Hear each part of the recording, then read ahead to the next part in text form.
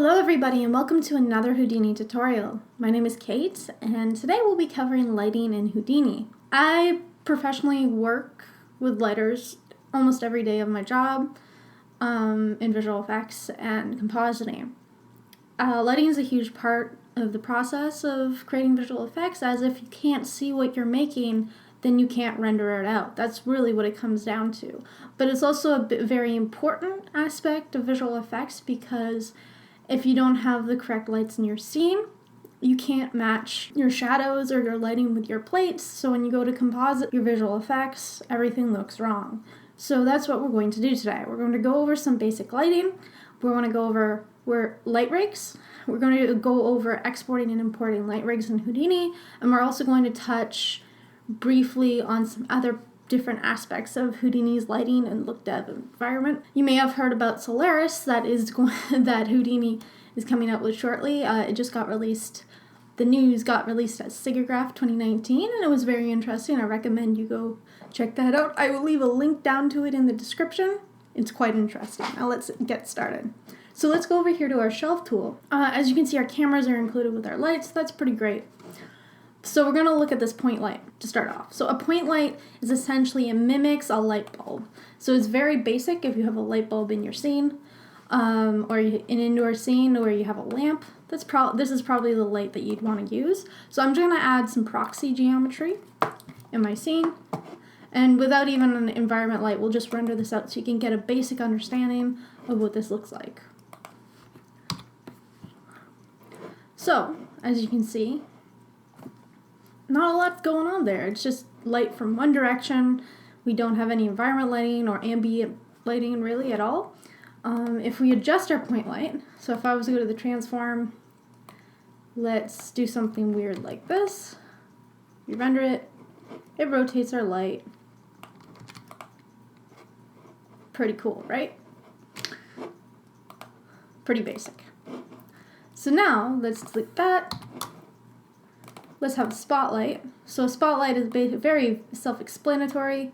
It's a spotlight.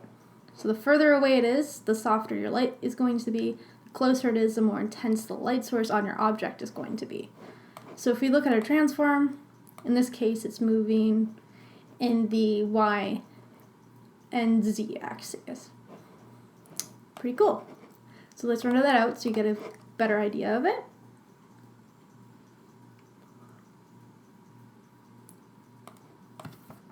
So as it goes 0, 0. No light. Less light. Mainly because it isn't anywhere near our light source, or it's because it's inside of it. So one thing to watch out while you're lighting is to make sure your light source either isn't inside your objects or isn't too far away from your objects, otherwise they will not be near where you want them to be. So in this case, I'm just going to drag it back down. I don't really need it anymore, so I'm just going to delete it.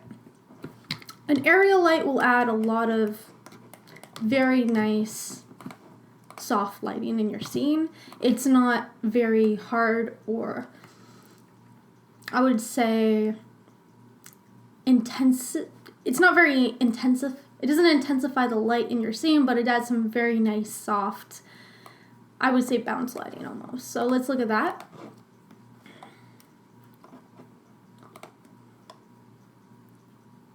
And you can tint it different colors.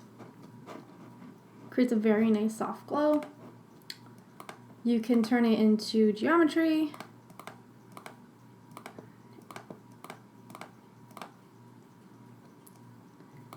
And different shapes. Pretty cool. So, as you can see, I've already accidentally switched it over to a distant light. So let's cover that one next and just skip over these ones for now. So a distant light, if we add that in the scene, you may have already guessed from the little logo it has up on our shelf menu that a distance light mimics the sun. So it creates what is the equivalency of rays of sunlight touching your objects. So again, you have You can choose projection mapping, and based on what type of light you have, if I was to switch this over to let's say a grid, area light would come on because a grid is an area light. Pretty cool. Environment light. These are rather important when it comes to pretty much anything in visual effects. I find that if you're creating a basic light rig, always include one of these. Especially if, let's say, you're filming your plates, let's say in an open field. You're going to want to create an environment HDRI or get one that resembles that field. So when you plug this in to your VFX scene, you have the exact same lighting pattern from your HDRI in your scene, so everything matches up and it looks like it belongs in the environment you'll then composite it in, if that makes any sense. So in the environment light, you can choose direct lighting, ambient occlusion, ray trace background witches. I barely use this one unless I'm doing ray tracing. Ambient occlusion, sometimes that has nicer results if I just want a lot of soft lighting, but I generally just keep it at direct. You can enable a sky environment map, which is basically the default kind of, I would say, color scheme from, you get this dark blue to this very hazy green kind of color. And you can choose you can choose some other custom settings in Houdini where you can choose location, date, and time, and that will choose a location, date, and time around the globe of where you can get specific lighting at, which is really cool. If we were to switch this back over to our regular settings, you'll notice that environment map comes back on, and this is where you would import your HDRI. So if I was to import an HDRI, this is where it come in. A cool feature about Houdini is that it comes already installed with 3 default HDRIs. I'm using the Noon 2K one. The HDRI Haven. If you were to import this one, I believe. Come on. Okay. There's a garage one, which is indoor garage, and the Noon one is this big outdoors kind of mountainy scene. And I believe, well, it kind of looks like Greece, but I could be wrong. So that's one of your types of lighting, and it's very useful. So Skylight, you may actually recognize this one from when we were studying clouds together. This is a light rig. It's actually something that we're going to touch on a bit later, but this is one of the default light rigs in Houdini. Houdini also used to have a default 3-point light rig. Unfortunately, in Houdini 17.5, it got removed, and it no longer exists inside of Houdini, but it's also kind of unfortunate because even if you go to your HScript editor and you add if you try to unhide it, it's still not there in the system. It's completely removed. So that's rather unfortunate.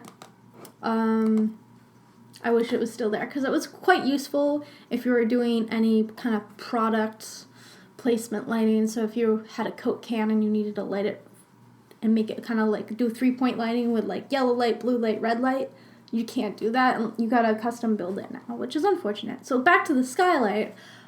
Again, this is mostly used to light our clouds. It comes in when you create a default cloud rig in Houdini. So as you can see, you can go in, and if you right-click on it, you can allow editing of contents on your sunlight, and you can go in and change what type of lighting is inside it. I wouldn't recommend really changing anything unless you had a really custom setup you were going to do. But by going through all the contents of this light source, you can actually have a greater understanding of light rigs, which if you're willing to explore, this is what you want to do. So a GI light is our global illumination light. So it's going to add, once again, our soft lighting, our bounce. So the interesting thing about Houdini and its global illumination light is that it needs at least one default light in the scene to operate with it. So that's why you'll get this error. Unlike Maya, you do need another light in your scene. So we'll add our direct light and we'll see what we get.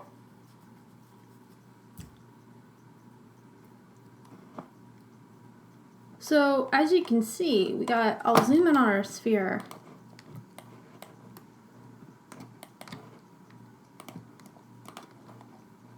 But as you can see, we've got some very interesting thing happening to our sphere. Our global illumination light is doing something, which if I'll add a color to, you'll see exactly what it's doing. And just for reference, I know these are really ugly colors, but we want to see what our lights are doing in our scene. So if we go to our viewport, you can see that the light from our sunlight is hitting our cube and it's turning to green, but our GI light is kind of overriding it a bit and creating so much detail and lighting almost like every crevice of our sphere that we can actually see the individual polygons inside of it. So if you wanted to stop that from happening, you're going to have to adjust some default settings on your geometry light. So we'll let this render out. GI lights also use photons as well as your casustics light, so they're going to take a longer time to load. And as you can see, because our distant light is only touching this side of the sphere, the other side of the sphere that we are facing doesn't get illuminated with our GI light.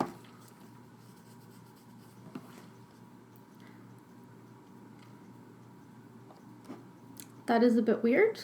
I'm not sure exactly what's happening. Lock my camera down. And if you lock your camera down, you can move around your scene a lot more faster and stay inside your camera. I kind of always turn that on in default.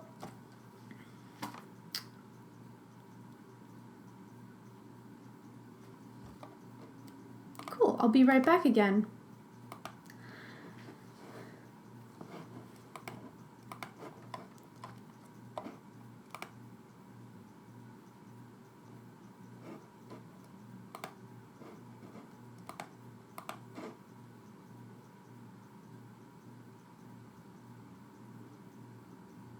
Alright, so I added a environment light to our scene, and that seems to have helped things just from a GI light perspective, and you can tell where our distant light is hitting our sphere from the darker edges here and where it isn't. And I'll demonstrate this by turning this a different color, something almost like a purple. And if I go like this, there we go. We can actually see where our distant light is hitting our sphere and then the softer light isn't. Kind of creating a mossy type of effect.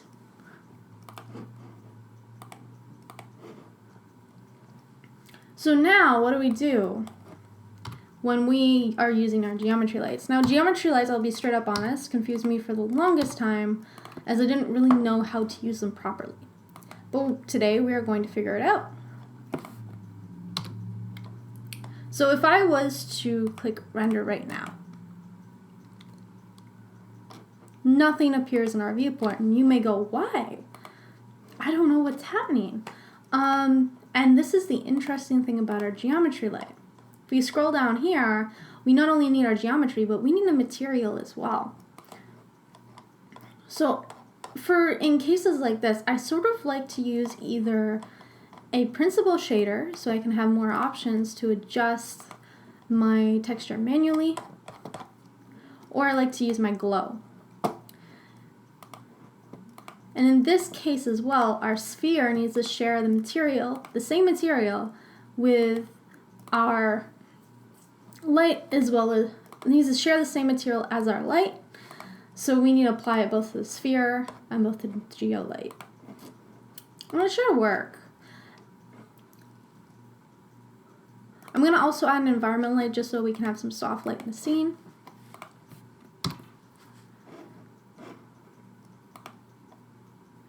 There we go. We have a very soft sphere.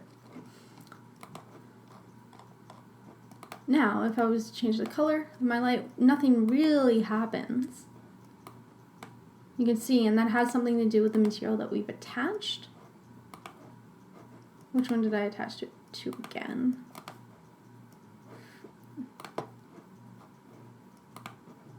I didn't, oh, I totally forgot to attach the material. That's probably the main reason why.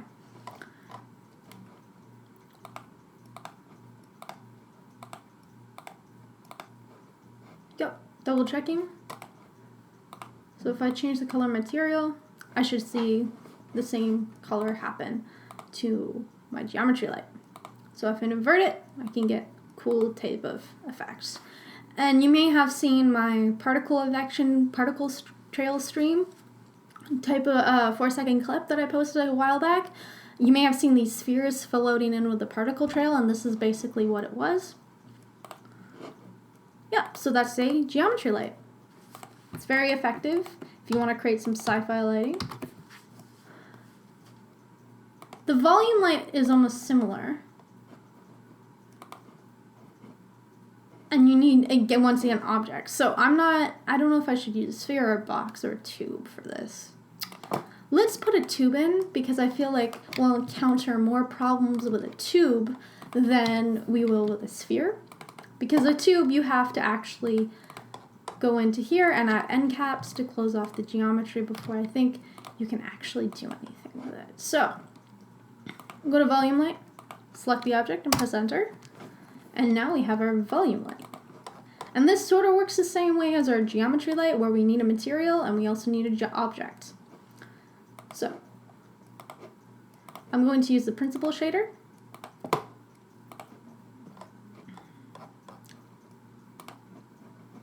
Accept. Go to our viewport and just see how things are going.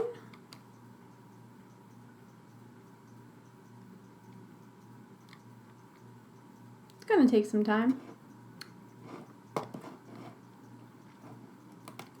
So let's change our base color to blue. And already you can see something happening where our volume light is intersecting with our geometry. It's interesting, but what are we going to do?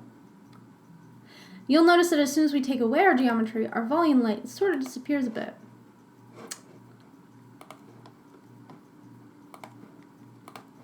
If you click Render Light Geometry, you can render the light's geometry and keep your tube off. And by changing the color, you should change the light's geometry color. You can also have a self shadow, and I believe if we add a ground plane, we'll be able to see that self shadow.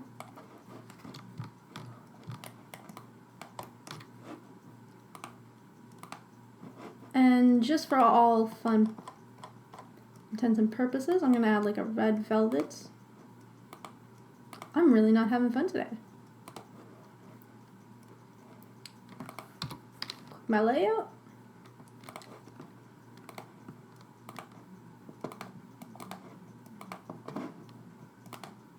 And we'll render and see what happens. It's going to take a while for sure, but there we go. That's what our volume light will look like. We'll let that render out so you can just see what the shadows and the volume looks like.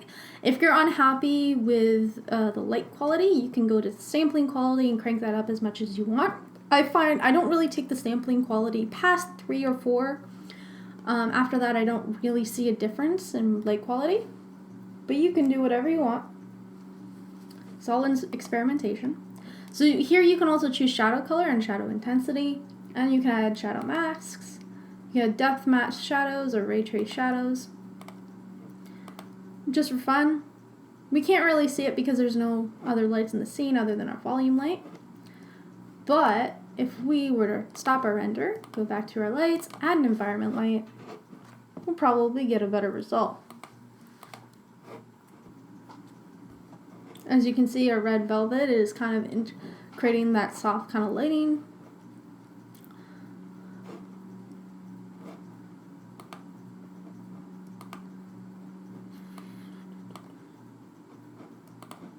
just going to edit the material so you can see what's going on. Probably turn down the reflectivity to 0 and the roughness. Now that looks like death. But you can see what happens. The more shiny or sheeny your object is, the more shadows you're going to have. The more reflective your material is, the more reflection and more light rays are going to be bounced off of it. The higher... There you go. But you can tell by adjusting your materials, it's going to affect your shadows and the way your light is reflected. So materials are also a huge part of lighting, but we will touch upon that more later.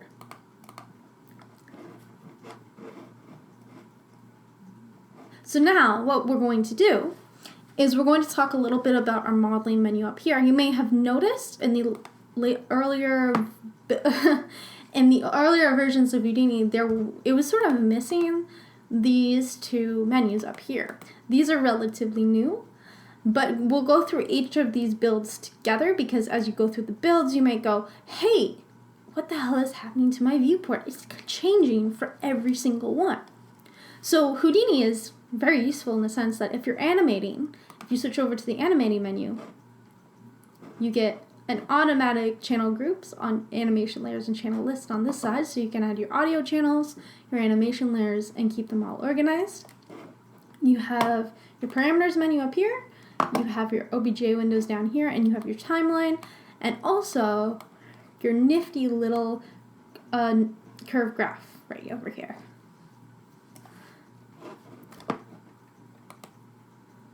If we go to our games build, that one is designed for designing assets for video games, so we've got a lot of parameter menus and also your geometry spreadsheet.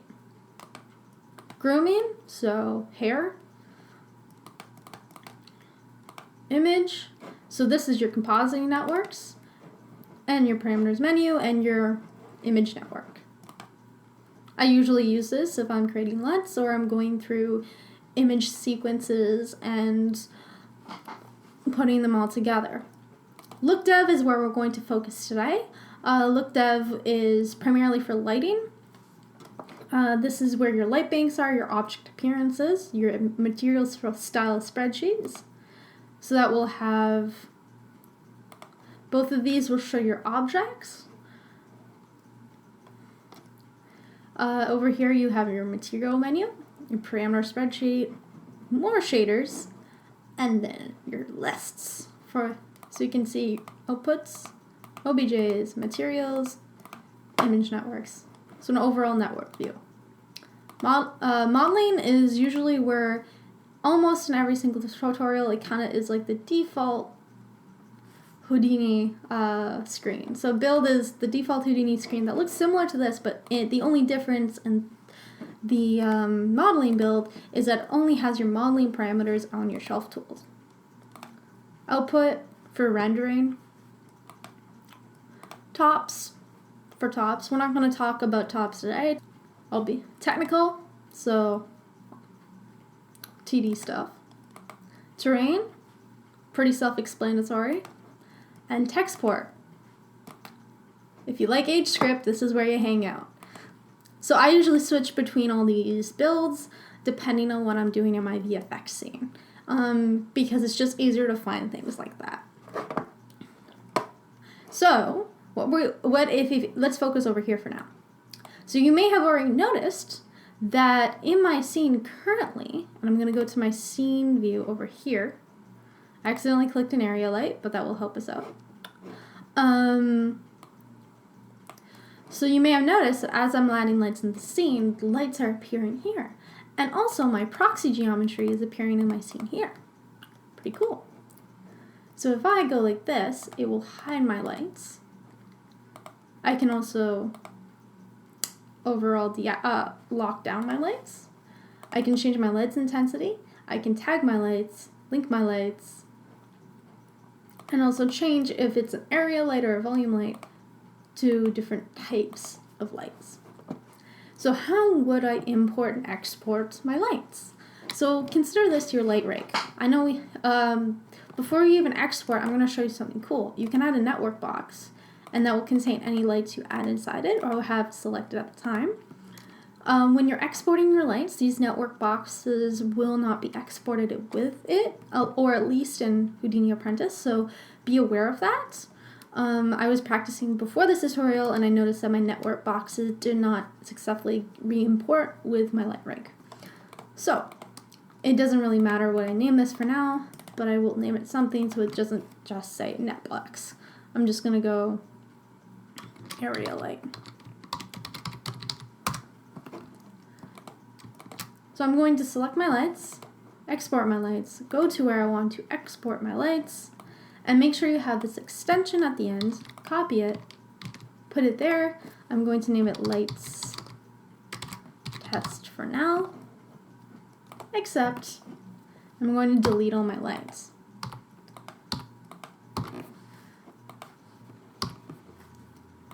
When I go to import my lights, you may notice, oh no, where did my light file go?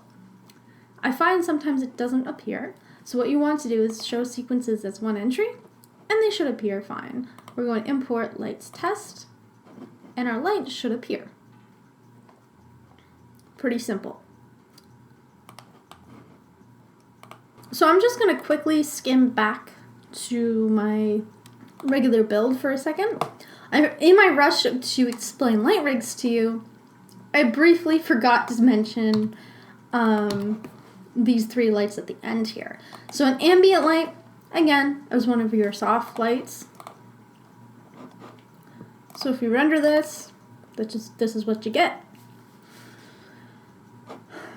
And I'm going to switch. So as you see, there's no really direct light in the scene, just kind of your soft ambient light. So very self-explanatory. Ambient lights will also soften your shadows. So I'm going to create a different color on it. And I'm also going to go to my distant light and make that a different color just so you can see what I'm talking about. I know it's kind of boring to light a tube, but we'll get there in a second. I'm going to add a different principled shader to our ground plane, just so we can see a better result here. So as you can see, our direct light is creating a very blue shadow, and our ambient light is creating this very yellow kind of tone on our sphere.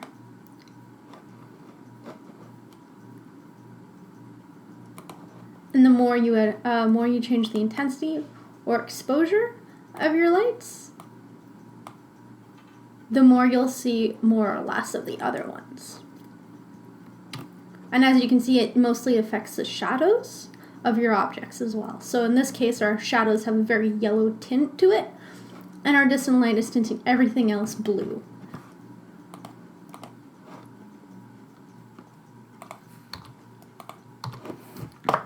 So a portal light, I can't really use this properly here because you have to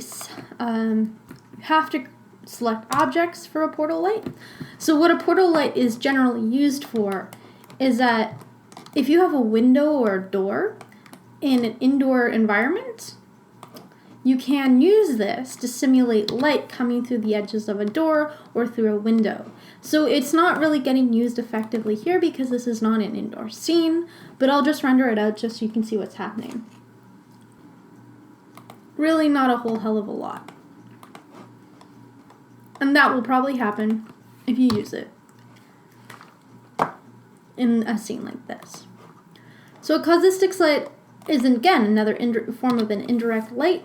It uses photons. You won't really see anything happen, I think, right now. Again, this is something I use primarily for indoor scenes as well, so I don't really use it in an outdoor environment like this.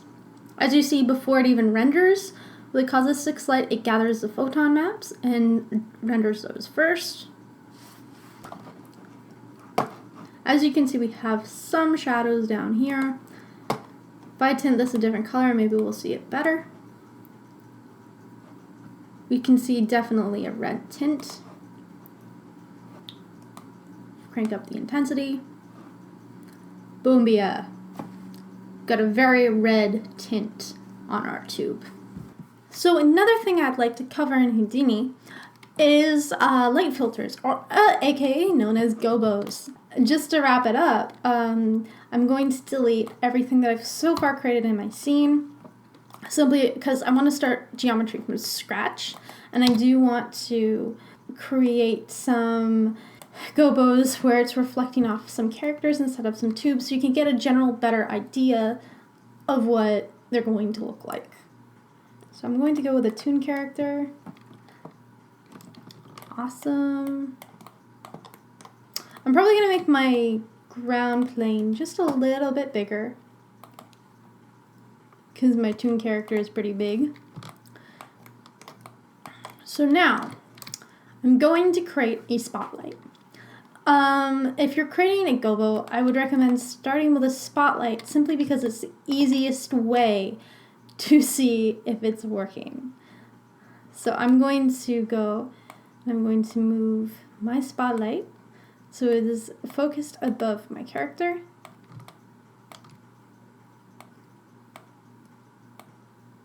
Or focused at him. And I'm just going to render that out just so we can see what's going on in our scene. So we can see a nice backlighting. I'm going to change the color just so we can see some blue, and I'm going to crank up the intensity as well, simply because there's no other lighting in the scene. We will be adding other lighting, but for now I think this is very ominous and very interesting. So what can we do? You can go out and you can pay for Gobo maps or Gobo files, and that's fine. But as long as you have an image that has an alpha channel in, you can pretty much use it as a Gobo. So I'm going to cheat a bit. Now in my projection map here, I'm going to go into my Houdini texture files, refresh, show images, and you can already see like a brick height map would actually work well in this situation because it has an alpha channel. So we're going to go concrete, and already you can see that our light has changed and you can see some textures appearing, which is really, really cool. And the brighter the intensity of your light, the more clear and concise those textures are going to be. Now, I don't really like that. It's very, very patchy. And it's too small in this case for me. So I'm going to go, what should I use?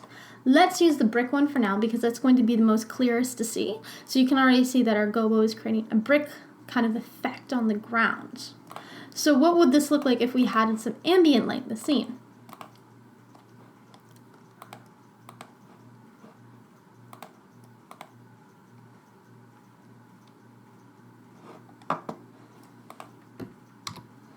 We can see it's very whitewashed.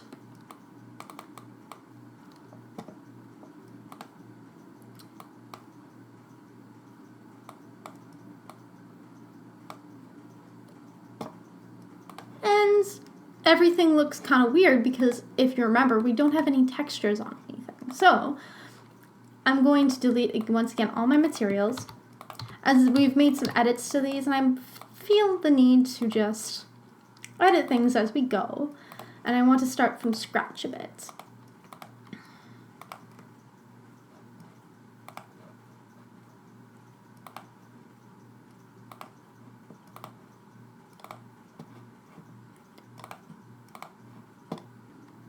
Already we're getting a better results, but it is masking our lights a bit, so I might just go like that. Ooh, what have we done?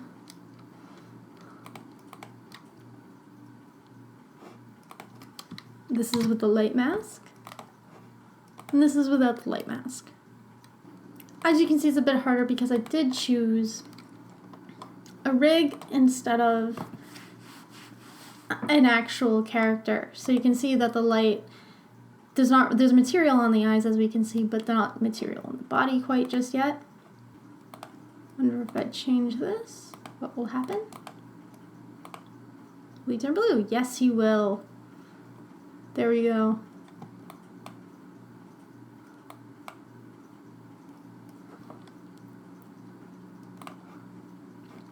So as you can see, our Gobo has appeared on the ground below him. It hasn't affected the shadow that he is generating. But if we go back to our OBJ and crank up our intensity or our exposure, depending on what you want to do, you can see the Gobo more clearly. Very useful for cool video game style effects. And that's where we're going to wrap it up here. I hope you enjoyed some basic lighting tips on Houdini. And my name is Kate, and I'll see you in the next video. Nice talking to you. Bye!